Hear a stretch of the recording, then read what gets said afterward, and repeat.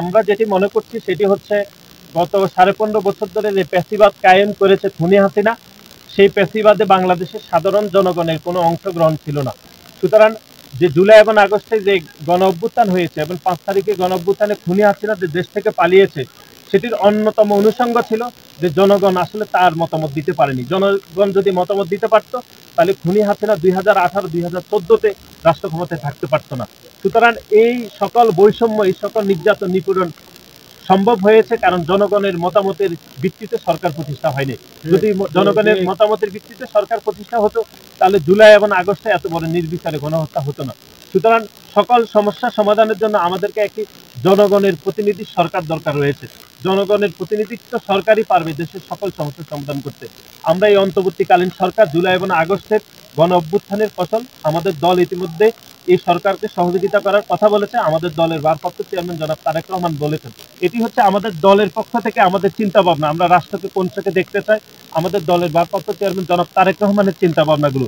এই চিন্তার সাথে মৌলিক কোনো বিষয়ে আপনাদের মতপার্থক্য থাকতে পারে, এটাকে আমরা স্বাগত জানাচ্ছি, কিন্তু ওই মতপার্থক্যগুলো আমাদেরকে মেইল করে দেওয়া যেতে পারে অথবা আমাদের হোয়াটসঅ্যাপ নাম্বার আমরা দিয়ে গিয়েছি, সেই নাম্বারে ওনারা ওনাদের মতামত দিতে পারেন। আমরা ইতিমধ্যে আমি নিজে 100-এরও বেশি শিক্ষা প্রতিষ্ঠানে গিয়েছি।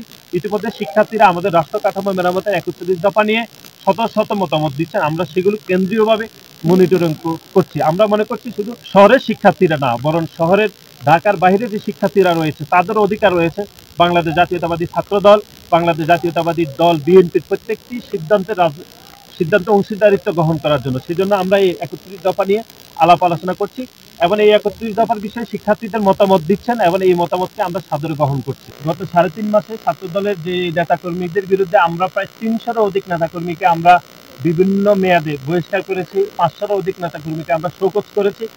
শুধু বহিষ্কার শোকজের মধ্যে আমরা সীমাবদ্ধ থাকিনি, আমাদের দলের পক্ষ থেকে আমাদের দলের নেতাকর্মীদের বিরুদ্ধে মামলা করে তাকে গ্রেপ্তার করা হয়েছে। সেই তথ্য গণমাধ্যমে উঠে এসেছে। আমরা শৃঙ্খলা ভঙ্গের বিষয়ে জিরো টলারেন্স পলিসির মধ্যে রয়েছে। 50 বছরের ওয়ারেন্টি আর বাহারি ডিজাইনের মোস্তফা ইউপিভিসি ডোর, কাটিয়ে দিন নিশ্চিন্তে 50 বছর। Mostafa uPVC door, excellence with durability.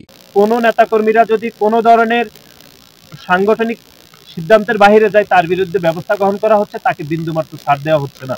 আমাদের দলের ভারপ্রাপ্ত চেয়ারম্যান জনাব তারেক রহমান নির্দেশনা দিয়েছেন যে শৃঙ্খলা পরিপন্থী কাজে জড়িত থাকলে তাকে শুধু বহিষ্কার না, তার বিরুদ্ধে আইনগত ব্যবস্থা গ্রহণ করা হবে। বাংলাদেশ জাতীয়তাবাদী ছাত্র দল 21 শতক উপযোগী একটি মেধাভিত্তিক ছাত্র রাজনীতি বিনির্মাণ করার কাজ করছে এবং সেই মেধাভিত্তিক ছাত্র রাজনীতি বিনির্মাণ করতে গিয়ে সাধারণ শিক্ষার্থীদের রাজনীতির অংশীদারিত্ব করছে এবং আমরা মনে করছি এই সিদ্ধান্তের বলে বাংলাদেশ জাতীয়তাবাদী ছাত্র দল সাধারণ শিক্ষার্থীদের খুব কাছাকাছি একটি জনপ্রিয় সংগঠন হয়ে উঠবে ইনশাআল্লাহ।